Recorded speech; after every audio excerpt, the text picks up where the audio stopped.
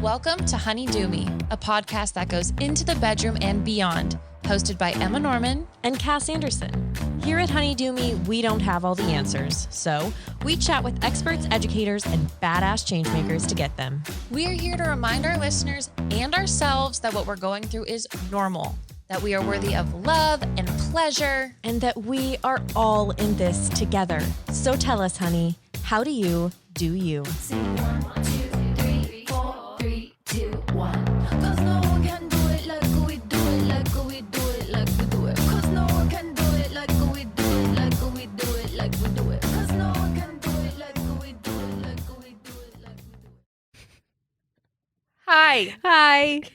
How are you? I'm doing really well. Me too. Today, besides when I just hit my head on the microphone a second ago. Other than that, I'm doing Other than great. that, I'm thriving. Yeah, I'm doing really well. Yeah. We Are you surprised? Because we usually don't answer that way. Yeah, I'm surprised. I had a great day today. You know when you just wake up in a good mood? Yes. Your pause That made was me feel not like- the day for me. It got good. That's good. Some are born great, others have greatness thrust upon them. I love the way that you just add quotes into things. Thank you for You're that welcome. motivation. I really appreciate it. It was thrust upon me today. Speaking of thrusting. Just kidding. Just kidding. What were you going to say? I just want to know where you're I going to was go. just going to introduce the episode. Let's do it. We have a treat. We're going to thrust upon you. Let's just thrust right into it. We got to talk to a dominatrix. Yeah. We talked with Kimi Inch. Mhm. If you don't know her, you should. My Yeah. guess is if you're on TikTok, you do. Yeah. She is a kink expert, a professional dominatrix, like Emma said, a kink and BDSM educator, a published author, and a somatic healer. So name Yeah. a cooler job. Seriously, I'll wait. Did you See? name one? Nothing. See? No, but it was just so fucking cool because we were just discussing like how we know nothing. Absolutely We know nothing about the dominatrix world. We have never gone into an interview knowing less than we did this Exactly. interview. I was like, how do I even actually? The only way I knew how to construct questions was to start from the bottom, which was, what is a dominatrix? Yes, exactly. And we did. We started from the bottom. We went through every. Started from the bottom. Now we're here. We went through every nuance of like what it fucking means. Yeah, what is your kink job? is and Yeah. all the different facets of it, the range. Yeah, exactly. But it like obviously it wrapped around to being really good information for anyone. But I think we started with such a curiosity of like, what is this novel thing that people don't really know about? Or if it's talked about, it's not talked about educationally. Like you're not Exactly. informed about what this actually is. You watch movies. you're either in it and you know, or Yeah. you're listening to this episode. You're seeing, you're hearing like myths and misconceptions about Mhm. what that world is. And it was so cool. And Kimi is so cool. yes, Way too cool for us. I don't know how she said yes to us. but she did. She and did. We had a fantastic time. There's so many applicable things, like Emma was saying. So, like, yeah, we go into some things that you might be like, oh shit, Yeah. that's not for me, but that's totally okay because, you know, we had questions about just to be how a little bit more dominating in the bedroom or how Yeah. to be a little bit more submissive and let go. And she just gave us such practical ways to start exploring the full range of our sexuality without Yeah. any shame, without boundaries of what we should or shouldn't be doing. Yeah. We started from basics and you can work your way up. And that's exactly what she did. Have you engaged in a lot of kink and BDSM in your lifetime? Not yet. I Ah. might. You should have asked me tomorrow morning. I just listened to Rihanna's, S&M song. That's about as On kinky repeat and last night. BDSM I get. Yeah. But that's about it. I would love to know your kink and BDSM experience. Broad, deep, Mm-hmm. expansive is Yeah. what my lovers have told me. Lovers. So many of my lovers. So many of my lovers have been enlightened by my... You've brought so much to the table. I've given so much. You've- Let's say this. You and BDSM, like synonymous. Those are just When you look up BDSM on Urban Dictionary, a picture of Cass comes up. Cassandra Anderson Mhm. comes up. And then my address. yeah. So it's really phenomenal. Exactly. I have never done anything of the sort if That's what I was that thinking. isn't abundantly clear from every aspect about me. Totally. But I'm ready to get it going. I'm ready to explore. I'm ready. I've been looking. Okay, I saw this thing on Instagram. I think Ashley Cobb, so we did an interview with her on sex toys. Definitely check out that episode if you haven't already. But I think she posted about it, and it was these really cool like silicone handcuffs. So it's like one piece of like silicone. So they're like more comfortable. I don't know. They looked really, really fun though, and I want to try those. Wait, so they're still handcuffs, right? So they don't like open or anything. You like put your hands through the holes. They stretch, but then right, you're not stuck forever. And then that's it. Then you're done for the rest of your life. You chop off your hand or you stay. That actually sounds so much nicer than the toys, like the plastic metal toys. I just felt like it sounded more comfortable. It's like you can throw it in your pocket. You never know when you're going to bring it to work. You can like fold it up. Yeah, I don't know. There's just options with it. But I did really want to try it, and it wasn't too expensive. So I think that sounds great. I'll do a full episode on a review of that. Totally. You and Jürgen just come on and let's talk about your experience. Anyway, but that's the whole point, is that it's just going to open your mind up a little bit, give you some ideas of how to start looking at Open your kink. mind, open your legs. She doesn't say that. Cass does. I say that. Cass says that. That's how I start. That's my morning mantra. That's how I start my day. I open my eyes, open my mind, and then open my legs. Yeah. Yep. Sometimes my heart, depending on how safe I feel. Most times not. I keep that closed. That bitch just locks up. Yeah. Anyway, well, we really hope you enjoyed this episode, and we'll see you on the other side. On the other side. On the other side. Sorry. Alrighty. Well, we will just jump on in, and we like to start out by having you tell us a little bit about yourself and what you do. Oh, excellent. Yeah. So my name is Kimi Inch. That is my given name, my vanilla name, shall we say. My mistress name, however, is Nina Payne. And I became a dominatrix approximately 15 years ago. I used to DJ. And at one point in my life, I was living in Tokyo. And I was asked if I would be interested in DJing at a fetish party. And before then, I had really no knowledge of what fetish was, what kink was, what BDSM was. It was really kind of weird and intimidating to me. So I was a little shy about taking this job, but I figure, why not? And when I was DJing at this party, I saw it was quite a spectacle. I mean, people are dressed to the nines in these different really amazing outfits, like corsets, leather, latex, all of these really beautiful styles. And I got to meet the people attending these events, and they were some of the nicest, most open, kindest people. And I found the whole kink fetish BDSM thing to be really fascinating. Like, I was always curious about what turns people on and why. Like, why do people have certain desires and certain fantasies? Psychologically, that was really intriguing to me. So I met these professional dominatrixes while I was DJing at these fetish parties and became friends with them. And eventually they asked me, hey, would you be interested in watching me do a session? I would just sit in a corner in my street clothes. I would get paid for it. And I could just watch this dominatrix with her client and just sort of be a sort of spectator. And I, again, was just like, oh my gosh, this is amazing. So the decision to become a dom was really easy for me. I was in my mid-20s. And at the time, I was like, are you kidding? I can make a lot of money. I don't have to take off my clothes. I don't have to have sex with anyone. I get treated like a queen. I get spoiled. I was like, yeah, sign me up. And that really was kind of a limited perspective at that young age. And I hadn't really understood, the depths of kink. But that's really kind of where it began. And I was working as a dominatrix in Tokyo. I eventually moved to Sydney, and I was going to school there. And I continued to work as a dominatrix there in Sydney. And eventually, when I came back to the States, I came back to New York City, which is where I used to live. I started working at different dungeons, and I started teaching women who were interested in being dominatrixes. I was teaching them how to do so. So I would make these different lesson plans and these classes that you would have to attend if you wanted to work at the dungeon. And these dominatrixes were like, oh my gosh, I want to bring my boyfriend to this. I want my boyfriend to dominate me. And they were like, oh, my best friend wants to come, or my roommate wants to come. So I started doing these classes for the public, and they just really took off. And that was right around the time when 50 Shades of Grey came out. Perfect. And people were just fascinated by kink. And yeah, it's kind of like the rest is history in that sense. That was sort of the beginning of my dominatrix career and then my teaching career as well. So I've been doing this for over 15 years.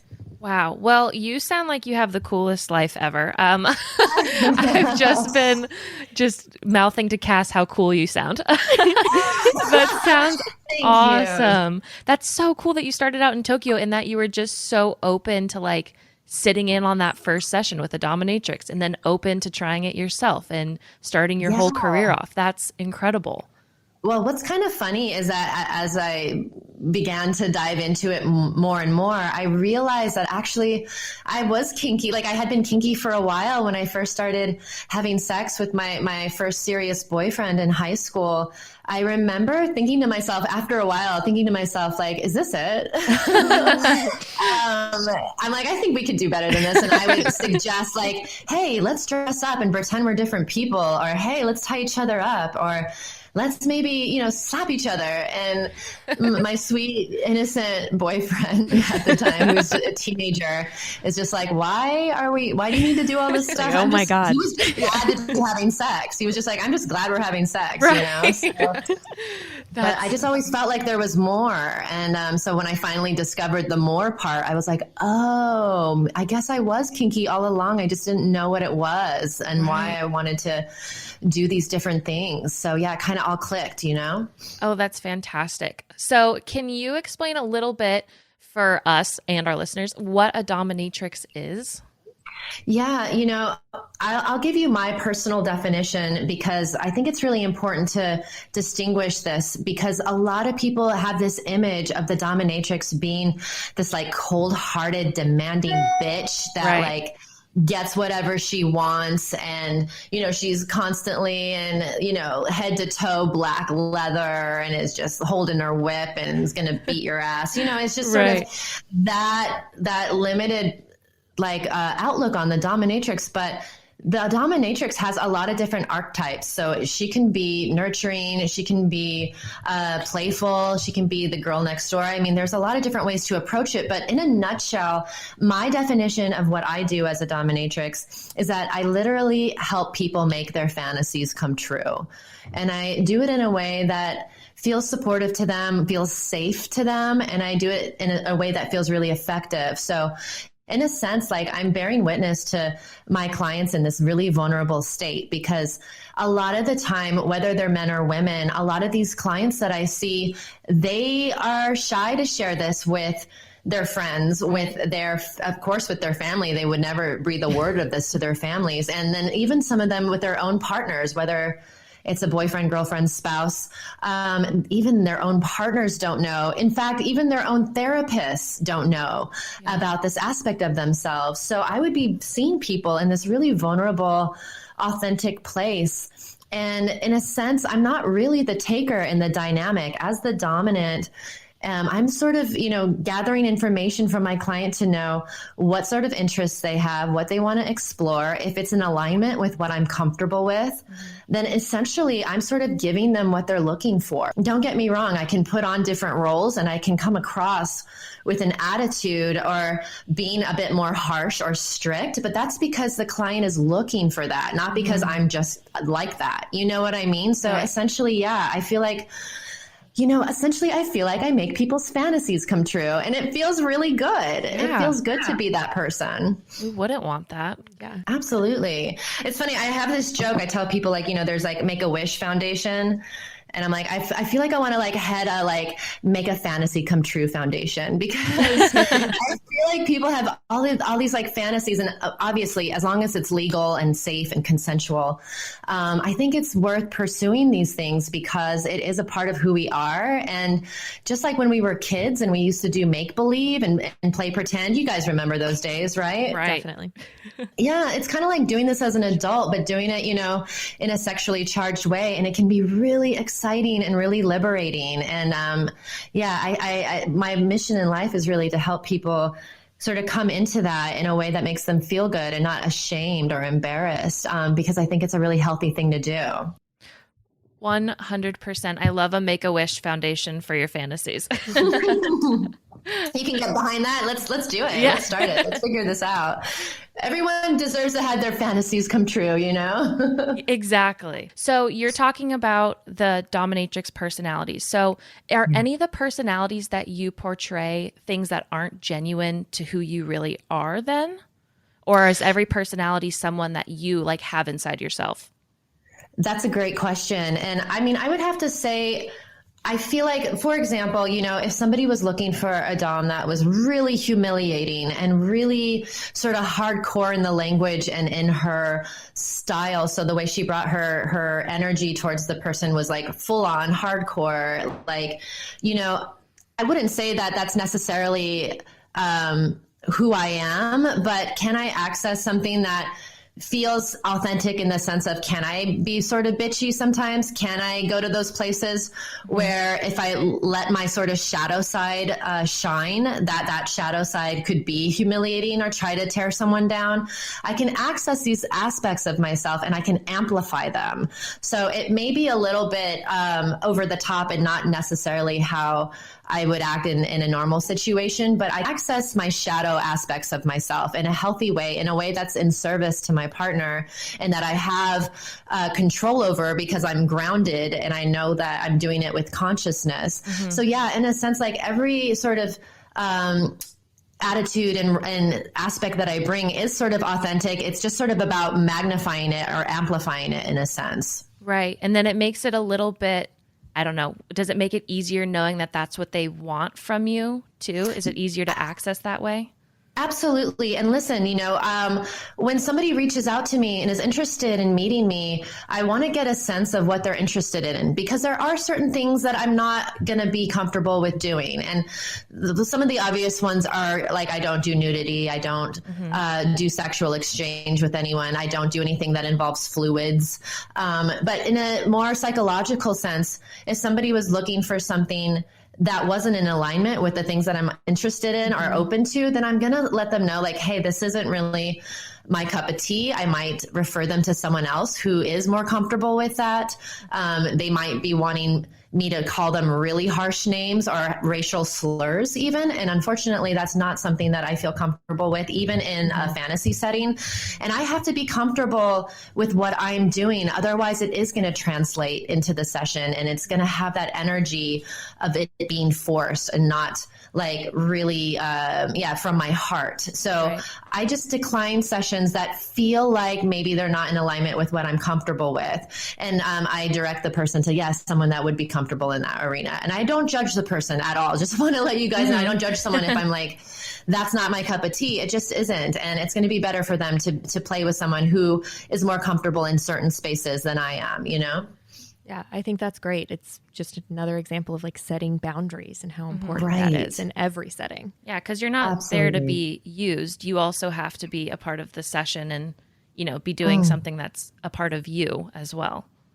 Absolutely. There's a saying that people that I believe is true to one extent is that, the submissive or the one on the receiving end, the submissive bottom, whatever you want to call it, has all the power because they're the one sort of, stipulating what activities they want to engage in. They're setting those sort of boundaries. But I say, although that is true on one level, both parties have choice, both parties have power, and both parties have responsibility.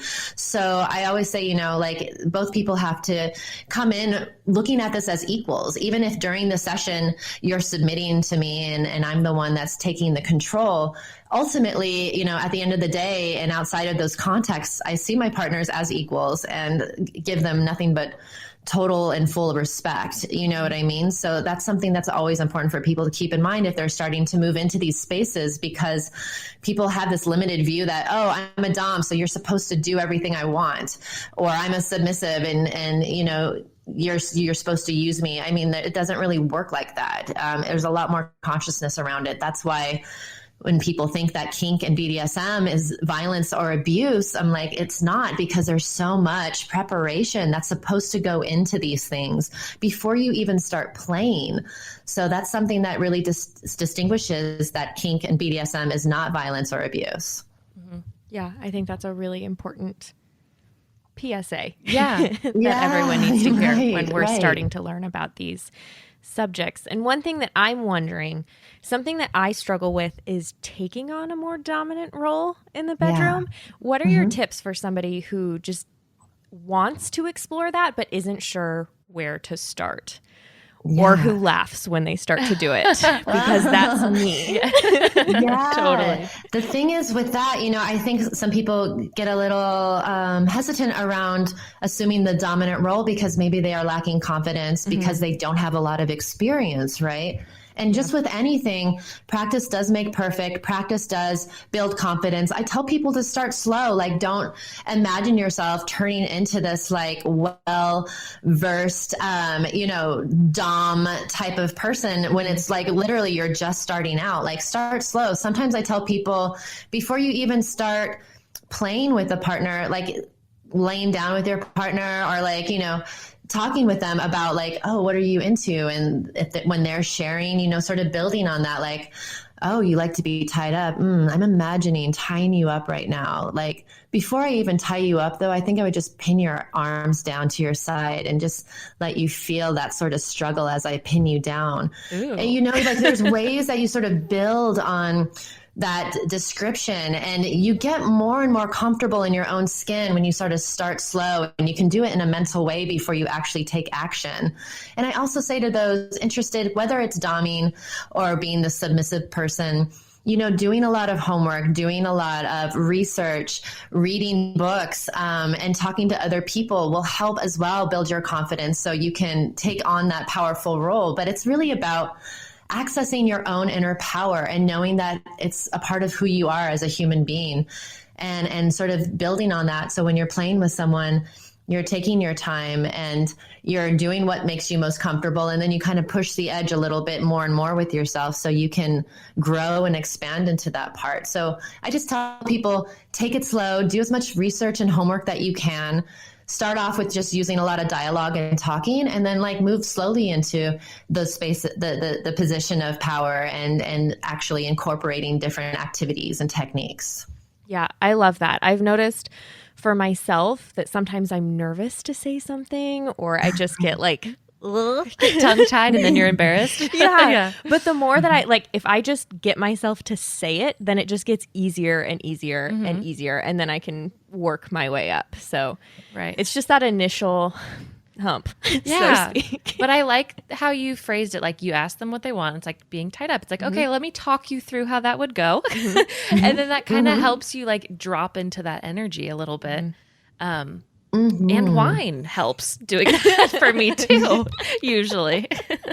Yeah, absolutely. And, you know, I think it's also sometimes really good, especially if this is a partner that you trust, and hopefully it is, because these sort of acts can be really intimate. And I hope that you play with someone that you know is trustworthy. But naming that, hey, you know, I'm new, or I'm kind of just starting out here and I don't really know everything yet, but I really want to learn. And there's moments that I might feel a little shy or hesitant or embarrassed. Like, naming it sometimes can really take the zing out of it. You know what I mean? When you're just like upfront and honest with the person. And usually 9 times out of 10, your partner is like, cool, like, I appreciate your honesty, and I'm going to sort of like help you through it, because they also want to have a good experience with you. And they may not be imagining that it's going to be the most mind-blowing event of their lives, but they're going to be able to baby step it through with you. And then you guys can build on that and keep improving each and every time. So yeah, I think sometimes naming it is a really important aspect of it as well. Yeah, I think for me, I go into most things thinking I have to be great at it. Right. If I'm going to do it, like I want to be good at it. And this is something that like I know I'm not going to be good at right away. But I also have to remember like, yeah, my partner of 4 years isn't going to be thinking like, oh yeah, Cass is really going to bring out the professional dominatrix in her today. That's what's going to happen. Like, no. No. He would just be shocked if I did anything dominating. So yeah, I love that too. I think that's really neat. And, you know, sometimes I have people ask me, you know, I have a partner that wants me to dominate them. You know, how do I approach this? And it's like, well, you know, give them some space to really talk about what they're envisioning and like see like what it is what their idea of domination, because there's so many different styles, like see what they mean when they're talking about wanting to be dominated and what that looks like. And also a lot of couples, for example, one wants to try out being more dominant, but they don't think that their partner is going to be cool with them being submissive. Some heterosexual couples, the woman wants to try out being dominant with her man, and she's like, I don't think my man's going to go for it. You know, he may not be open to being dominated by me. And sometimes I say, like, instead of saying like, I'm here to dominate you, now get on your knees. Instead of doing something that sort of approach, sometimes I tell my partner like, hey, you know, you're always sort of in charge, and there's a part of me that feels like you need to be taken care of. Like, I want to let you sit back and I want to kind of be in charge so you can just rest and let me kind of take you through this journey, and you can just let go into it and obviously find out what his limits are, because not everybody wants to be spanked or tied up, but like just sort of giving that opportunity of like, hey, let's try on a different hat and just spice it up a little bit or see how it goes. Because even if somebody's normally in a dominant position sexually, they can learn a lot by switching, by being in the submissive position. And they can learn a lot of tricks and get a lot of new ideas by trying on a different role. So sometimes I really suggest that people do try to switch it up and try on different things and see what works and what doesn't work. Mm-hmm. Well, if our listeners take away anything, it's they have a new script that you're writing over here for things to say. And I just want to say now, every time I walk into a room, I do want to say I'm here to dominate you. Get on your knees. Just whatever room it is. Perfect. Oh my God. Listen, first thing in the morning, I say you should wake up and open your eyes and be like, good morning, day. You're going to be my bitch. You know what I mean? Like, just fucking take that role straight as soon as you wake up. Just be like, this day is mine. You're my bitch. I'm here to dominate the world today. You know? Our partners are just going to wake up and be like, what the fuck are you talking to yourself? I love it though. That's a great morning exercise. So can we talk a little bit now about like the submissive role and kind of what the submissive person would be getting out of that relationship? Yeah. So as a submissive, there's another misconception. Like I talked about the dominatrix misconception. For the submissive, a lot of people that don't understand that role look at the submissive as this like position of weakness, which couldn't be further from the truth. So many times the clients that I've played with, both professionally and personally, tend to be like just powerhouses in their personal lives. You know what I mean? Like they run corporations and they're calling the shots, and they're always sort of like in these positions of power most of the time in their lives. And a lot of them gravitate towards the submissive role because it's an opportunity to have some balance in their existence, right? It's like taking a vacation from who you normally are during normal business hours. So you can like be able to say, all right, I'm going to allow somebody else to call the shots for a while. I'm going to just sort of surrender and let go into this space and just be. It's almost can be meditative for people to just be fully present in the moment that they're in and allow another person to manipulate their senses, to manipulate their body, to manipulate their mind. There's aspects of that can feel really liberating. And if I were to say anything about the submissive role, it takes a lot of fucking courage and strength to assume that role. So being weak there's nothing further than the truth. Like being submissive is not a form of weakness whatsoever. And when you're able to really surrender into something and totally let go, like I said, like people that have the amazing experiences, these chemicals get released in your brain. There's like endorphins, adrenaline, could be oxytocin. There's a lot of chemicals released into the body, into the brain, and it can almost feel like this high. That's totally natural, but it's like a high feeling where they can feel like they're floating almost. It's quite amazing. So people in that submissive position gravitate towards that role in order to create more balance in their lives. And it's fucking, I'm sorry, am I allowed to swear on this? Absolutely. Yes, please. Okay, good. But they're able to sort of like let go into those spaces and get sort of a high from it that feels really good for them. I have clients that tell me, after they do a play session, they feel like they can function better in their lives with their family, their friends, their jobs. It's a real big release for people. Mm-hmm. So I think that's important to sort of bring up around the submissive aspect. Totally, because I think the whole submissive role, the only thing that people know are the misconceptions about that role. And so talking about it and like just educating yourself on what that whole relationship looks like is really important. Yeah, there are a lot of misconceptions because I think that there's just not a lot of totally accurate, like movies wise, book wise, you know, there's not a lot of accurate things that have been out in the media, and people have like a misunderstanding about it. And it, as sort of normalized as kink is becoming, there's a lot of aspects to kink that aren't becoming normalized, like the idea around having clear communication, around having clear consent, and all these things to build a super safe foundation so people can safely explore and be able to be their most authentic selves. And these are things that people don't really have any sort of education on because they don't even see it depicted in any of the movies or things that are about kink. So that's sort of a shame. Absolutely. And that's arguably one of the most important parts too. So totally. Do any of the people who are going to be in the submissive role ever afraid to submit, or do they walk in willing and in that mindset of like, I'm now the submissive?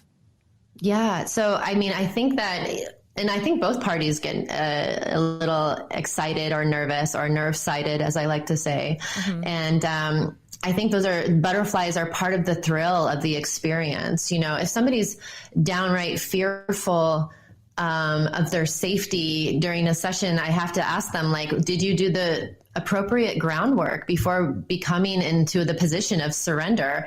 Because you have to be able to build trust with your partner to make sure that they have your best interests at heart. Unfortunately, there's a lot of bad apples out there. And even in the kink community, you know, you have to take care of yourself. And I tell submissives, I tell everybody this, but I especially tell submissives or bottoms that, you know, always trust your gut. Like if you're interested in playing with someone and you're getting a weird vibe from them, trust that there's something up and at least investigate more before you put yourself in a vulnerable position.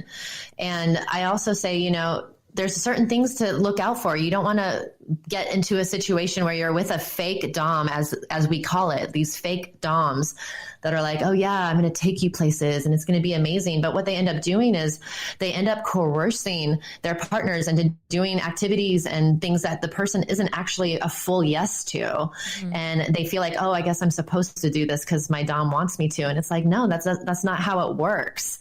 So, you know, the idea around having butterflies can be healthy and it can add to the excitement. But when it crosses over into a place of feeling like something's off and it feels really unsettling and like there's something inside you saying like, I don't know about this, I always say go slow, slow, talk to your partner, trust your gut. Again, both parties should do their homework so they have a real clear understanding of how to proceed. But yeah, I always say listen to that.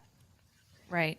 That's good that I like touching on the homework part and making sure that you're prepping. And, you know, it's a whole experience that you get ready for. It's not you just go into the bedroom and all this stuff happens and you listen to one person. It's a whole two people experience and both people need to be like consenting to what's going on. So I'm just loving learning so much. You're learning.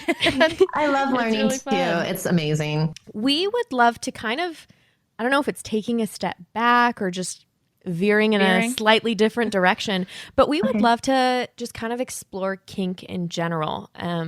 If you could tell us kind of give us a definition of what kink is and then what your own brand of like conscious kink is. Sure. Yeah. So kink essentially is just the unconventional of sex, and what's unconventional for one might be different for another. But there's this idea that if there's a spectrum, and on one side of the spectrum, it's what we call vanilla or conventional sex. So that could be missionary, position sex in a bed with the lights off with one partner. I mean, it's pretty standard. And then on the other side of the spectrum of what's possible can be an extreme version of like, you know, group sex with ponies and I don't know, like a tub of lube. I don't know. I'm just being silly really. But there's this idea that there's this big spectrum that you can explore fantasy wise. And kink can be a lot of different things, something as light as, you know, maybe just talking dirty on the phone to something more hardcore that does involve acts like impact play, which is essentially like spanking, flogging, things like caning someone, those sort of acts. But regardless of what the activity is, you can decide with your partner on what level of intensity you want to approach it. So you can do anything really, really light if you wanted to. You could do spanking, caning even. You could do a lot of different things in a really light manner, or you could do anything, even verbal, talking to someone. You can do it in a more heavy, hardcore way. So that's what I like about kink, is that essentially it can be an option for you. Kink is a great tool to intensifying the sexual experience. You know, you also sort of become a little bit more vulnerable in those spaces, which can create deeper intimacy. It definitely requires a lot of communication. So that can build with the partner or with, you know, within your relationship or within yourself, being able to have strong communication skills, deepen your trust with your partner, etc. So there's all these really great aspects to kink. And when we talk about BDSM, that's more specific. So BDSM, you could break down the word itself. The B and the D in the beginning stands for bondage and discipline. The D and the S in the middle stands for domination and submission. And then the S and the M at the end stands for sadism and masochism, or sadomasochism. And basically BDSM is any of those those 6 words I just described. That incorporates BDSM. So that might be a little bit more specific, but I like kink because it sort of gives opportunity to explore desires, to use your imagination, and to have that sort of dynamic with your partner in a more intimate, vulnerable way. And when I talk about conscious kink, it's very similar to kink in the sense of there's aspects of playing and getting involved in these certain activities. But with conscious kink, this sort of work that I do is about approaching kink in a very mindful way. And the purpose of that is to gather information and to learn about oneself. So you gain more erotic knowledge, but you also gain more self-knowledge. And instead of 2 people just playing and getting carried away in the moment, what happens in conscious kink is that you play, but you also take space to do deep breathing, to feel into if there's any thoughts or feelings coming up as the person is playing. And if there is, giving space to talk about it, giving space to even process emotions. This sort of stuff can not just be physically stimulating and mentally stimulating. It could be emotionally stimulating for people. So when you're engaging in conscious kink, you're sort of you're deepening that experience with your partner. You're learning about it with your partner, and you're able to sort of bring in that conscious piece so you can maybe even heal some aspects of your sexuality that need to be healed, or further empower yourself, or whatever the person is looking for. But there's a lot of room for transformation when you bring consciousness into it. And for those that have experienced any sexual trauma or shame or any sort of obstacles in that department, conscious kink can be a really great way of coming past all of those sort of hardships. So I've been using conscious kink as an approach to help people, just be better versions of themselves and be the people they want to be. Because I think that the healthier you are sexually, the better it is that it's going to ripple out to all aspects of your life. So that's a kind of a core aspect to ourselves that gets overlooked a lot. But if you're not feeling good about yourself sexually, or your sexuality has some stuff that maybe needs to be looked at, it's so important to do so, because it does affect everything else in your life. I love the idea of conscious kink and talking about, just unpacking all of that sexual exploration. That sounds so important. And is conscious kink something you coined, or is that something that a lot of people explore? No, it's a term that's been used for a while now. I wouldn't say it's as popular in the United States as it has been in Europe. But it is slowly gaining more recognition, and people are kind of looking at it in this way, that because Tantra has been around for a really long time, of course, and people have sort of molded aspects of Tantra and BDSM or kink together. So there's this aspect of not just, engaging in something physically, but also bringing in the breath, bringing in the body, the soul, the emotions, like having a really holistic approach to fantasy exploration can be really beneficial for a lot of different reasons. So yeah, I didn't coin it, but it's something that I'm really passionate about. And as a somatic therapist, bringing this into sessions with my clients has proved to be really, really powerful for them. And it's something that I want to keep, spreading around the world if I can. Yeah. And I like that you said earlier that kink can be found on kind of all levels. You can go in at a really basic kink level. And I think that's great to pair with conscious kink when you're starting out, because then you're exploring yourself, you're exploring your partner. You guys are taking these small steps really consciously and intentionally. And I think those are great 2 steps to start taking if you want to explore kink. Absolutely. And especially when you're starting out and with your partner, I think bringing in that conscious piece can be really great. Because some people say, I don't know, that sounds like complicated. I just want to get carried away in the moment and just let go of all that stuff. And I'm like, that's totally cool. I get that too. Again, this can really add to building the foundation with your partner, and the stronger foundation you have with someone, the deeper places that you can go. So your play or the way you engage together is not going to have this sort of superficiality anymore. It's going to go into more deeper, emotional, transformative spaces. I mean, some people really experience these transcendent sort of things that happen for them. And that's kind of hard to access if you're just doing things on a surface level. So this is just about bringing things deeper. It's not for everyone, of course, but it's something that I suggest giving it a try and seeing, what you learn from it, because knowledge is power at the end of the day, right? You just said you love learning, right, guys? So it's all about learning. So how do you know if you're kinky? Because sometimes I'm like, yeah, I'm probably a little kinky. And then other times I'm like, I have no idea what I'm doing. So are you born kinky, or do you become kinky? Yeah, the ultimate question. That's a really good question. And there's actually been scientific studies around this, is kink an orientation? Are people born kinky, or is it an identification? And the jury, this is what I've read through research, is that the jury is technically still out on this. There isn't any scientific research that proves that people are actually born kinky per se. A lot of the time, things as we grow up as children and as we're starting to learn about our bodies and realize this aspect of ourselves, we start to see that a lot of our desires and kinks and fantasies can be linked back to those times of childhood.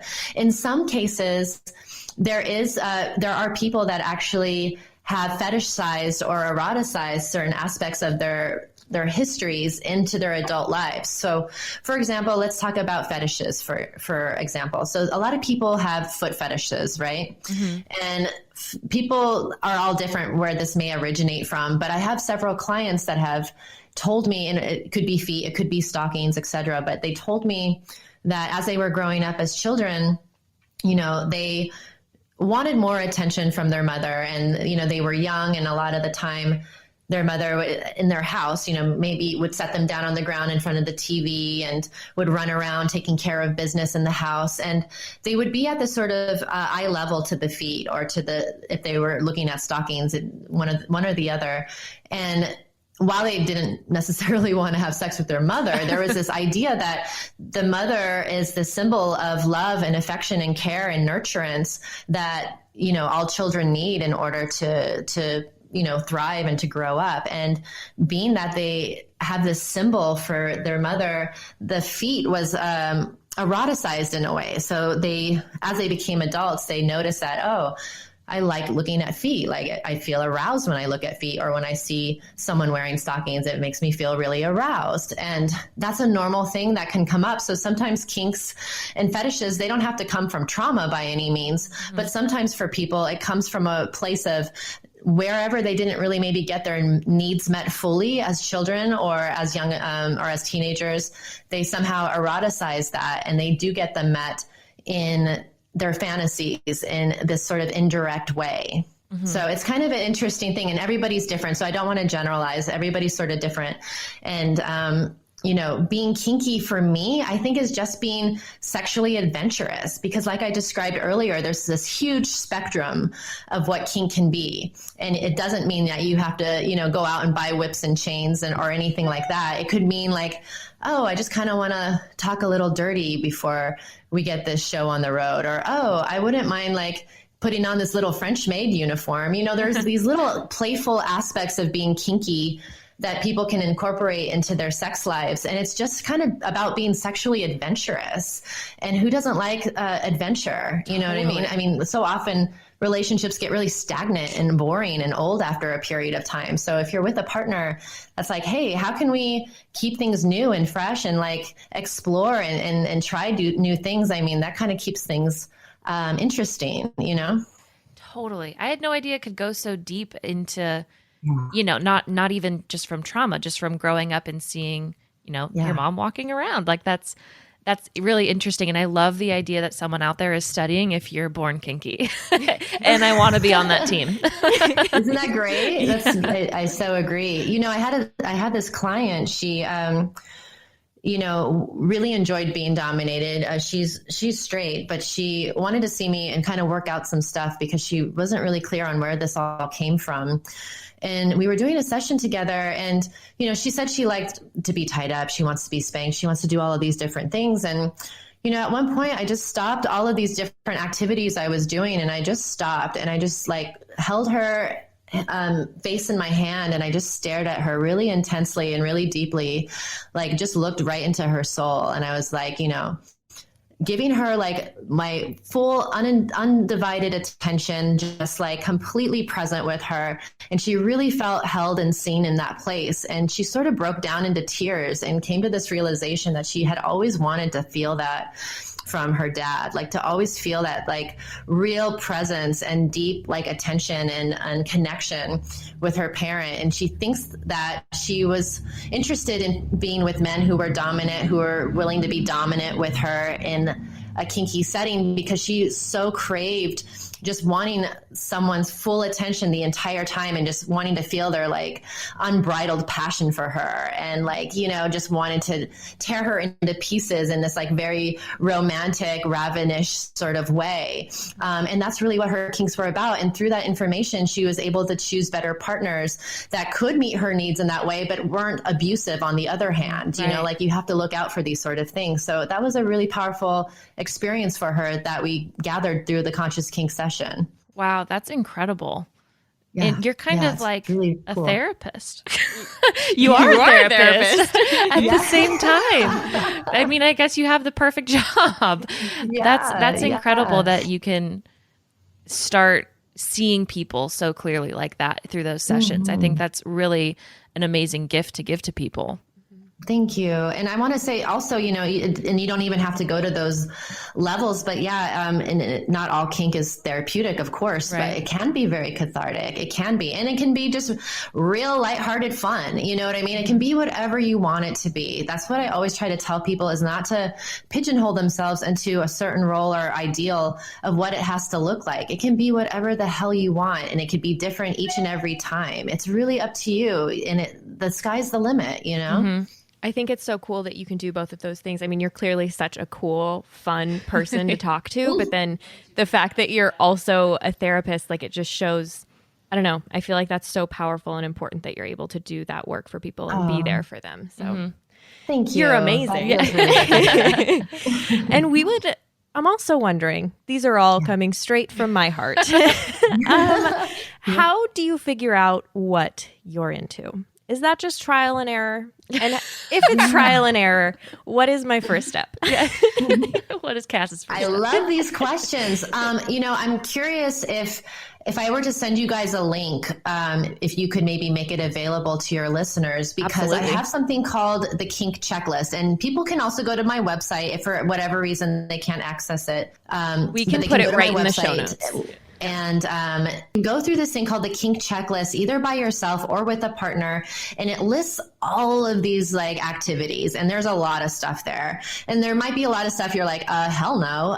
But there might be a couple things you're like, ooh, and those little peaks of interest are something to just make note of, because even as you're going through this list and you're saying like, oh, being spanked, I don't know. I mean, maybe, like you can start like getting a clear picture of what you're into, aside from that, also looking at your own fantasies, like when you, for example, when you masturbate or when you're trying to get into that sort of erotic state, like, are there certain images that come to mind? Some people, it may not be super kinky, but some people are like, oh, I mean, I'm just imagining this man just grabbing me and throwing me up against the wall.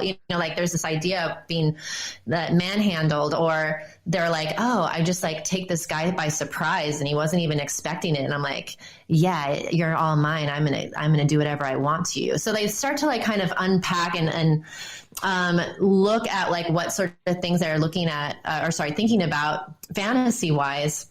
And you can sort of go through the Kink checklist with these things in mind, and it's a good starting point. And again, like it is a journey. You're gonna try a couple things, and some things are gonna work, and some things aren't gonna work. And you'd be surprised 2 years later, you might be like, actually, that thing that didn't work is something that I want to do with my partner that I'm deeply in love with and trust with my life. So that thing I wasn't so keen on actually feels like something I want to try in this sort of dynamic, in this relationship. So it's always evolving and changing. But to start out, I say, look at your own fantasies. What do you feel like they tend to look like, even if they seem different all the time? Are there similar themes that are concurrent in each fantasy? And if you don't have anything that concrete, look at the Kink checklist and look at the different activities. What kind of makes your lady parts or your male parts tingle when you read it, and what is sort of like a like disdain sort of feeling, and follow that information, because the body is gonna kind of give you those answers. I love the idea of that. I'm 100% gonna do that. Oh, it's so good. It's so good for yourself. And then when you're with a partner, I mean, ladies, I'll keep it real with you guys. When I'm dating, this is something that gets broken out like third or fourth date. I love that.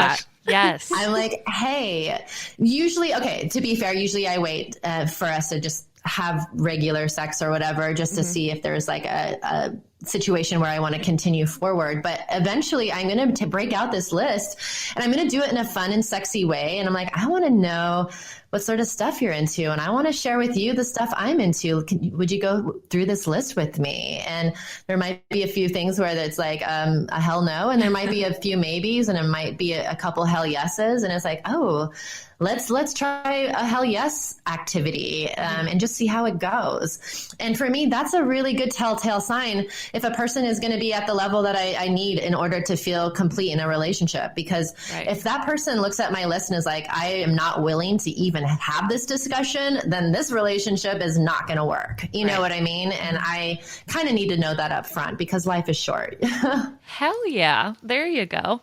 Life is short. Don't spend it with someone you can't connect with sexually. So that's perfect. Kink checklist is so smart. And I love that you said that like you can revisit things that maybe you weren't super into before, because your kinks could probably change depending upon your partner and kind of where you're at emotionally with them or whatever. So that's great to keep in mind too.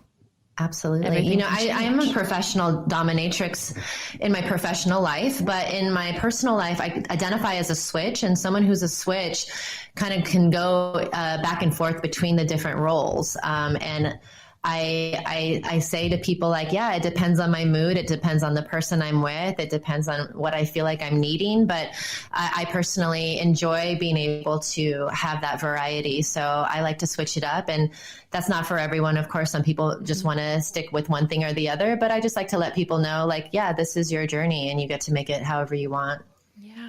Absolutely. Dynamic. Mm-hmm. I was going to ask you about your personal sex life, but so I'm glad you touched on it by yourself. I did. Yeah, but no, I'm an open book for the most part, honestly. I love it all. This has been so fun. You guys have been so fun. I love talking about this stuff. And I think, these subjects can feel really scary, whether, you're a powerful force in the world or not. Like the subjects of sex can feel really vulnerable for people and can also make people feel a little young and yeah. So, these are important things to sort of learn about and to take those steps towards, because it's going to enrich your life so much more if you can. Totally. Learn about and just debunk any myths or just misconceptions and just totally understand just people, just what you're into, what people are into, people's lives and professions. It's amazing. Because even if our listeners, even if you're listening to this and you're like, I'm not sure I'm going to try it, at least now that it's not more what you were probably picturing. Yeah. And I don't know, I feel like that's so important for our personal growth, even outside of our sexual growth. That's what you're supposed to be doing. Is learning and growing. So it's great. Well, if our listeners haven't already gotten everything they need, this is the part in our episode where we like to do homework for honeys. Where we like to talk about one actionable step that we can all start taking to incorporate what we talked about today. So Kimmy, would you give us some homework to work on? Absolutely. I was giving this some thought, and I think sort of this as a beginning stage would be an important step. So there's this idea of whether or not you have a partner or are in a relationship. I think it's important to have an opportunity to create a real deep connection with yourself and to be able to access your own erotic energy. And that's also called Eros energy. That Eros energy is linked to our sexualities, but it's also linked to our power and to our creativity and to a lot of juicy stuff. So I always say, if you have an opportunity for some solitude, to be alone in this space, to just take a moment, have a seat, get in a comfortable position, close your eyes, and do some deep breathing, really feeling your stomach and diaphragm expanding as you're taking in breath and blowing it back out again, in through the nose, out through the mouth, and start to tune into yourself, start to tune into your own erotic energy. I tell people to bring in their own touch, so many people overlook this, but just using your hands on your own skin and just feeling your body, touching yourself. And it doesn't have to be too erotic or sexual, but really kind of making contact with yourself as you're deep breathing, as you're deeply connecting to yourself. I put on erotic music, or music at least that inspires the erotic, that feels really sexy, that kind of gets me into those spaces. And eventually I come into a place where I move my body, I dance, I sort of ignite the erotic energy, I build on it. And that just feels good in general. I like to do that whether I'm self-pleasuring by myself or whether I'm going to be in connection with another partner. But when I deeply connect to myself and I really arouse myself, I bring in that erotic energy and I bring that to a partner, it's like fireworks. Imagine if we took that time and care to build on that for ourselves, and then both partners brought our full, luscious, erotic selves to each other. It could be really, really incredible. So I say homework is to listen to some erotic music, to take some time for yourself, breathe into your body, touch your body, feel into it, and then start coming into some movement, into some dance, especially getting into the hips, getting into the legs, moving the pelvis, and moving slowly and seeing what comes up for you. Do you start to fantasize? Do you start to feel this place of, wanting to be erotic with someone and take in that information? But doing your own sort of exploration is super important. And I think it can really add, whether you're in a relationship or not, but can really add to a relationship if you bring that aspect of yourself forward. So that's my homework. I love it. And if you head to Kimmy's TikTok, she has lists of all of the erotic songs, right? I went through those the other day. Yeah, I have a top 10 list of my favorite erotic songs that, yeah, please check it out. And I'm sure, yeah, if you have anything that resonates more with your style, use all the stuff that really resonates with you, because there's a lot of sexy music out there. Love it. Beautiful. And where can our listeners connect with you? I know your TikTok is phenomenal. Yeah. So thank you. I would highly recommend Kimmy's TikTok. Yeah. But that's music to my ears. Thank you. So yeah, whether it's TikTok, Facebook, or Instagram, it's at Kimi Inch, which is my name. It's KIMIINCH. And then my website is just as easy. It's also my name. It's www.kimiinch.com. Again, it's KIMIINCH. And that's it. You can find me through my name. Beautiful. And we will have all of that linked in the show notes. So it'll be super easy for listeners to keep on connecting with you. Can I just use some champagne or some mulled wine? Mulled wine? What is wine? it? I think is it mulled or mold? I don't know. What did Moldy? I say? Anyways, I don't want any. I don't want it. I don't want that. I wanted champagne. Thank you. What do you drink when you're listening to us talk? What do you? Because you have to keep up with anything. To get on this level. Mm-hmm. Am I right? Am I right? We finished a bottle of champagne today. Cheers to that. Oh, shit. Anyway, this is where I thank people. But thank you to my mom. Thank you to the Academy. Teachers. Yeah. But thank you seriously to Kimi Inch.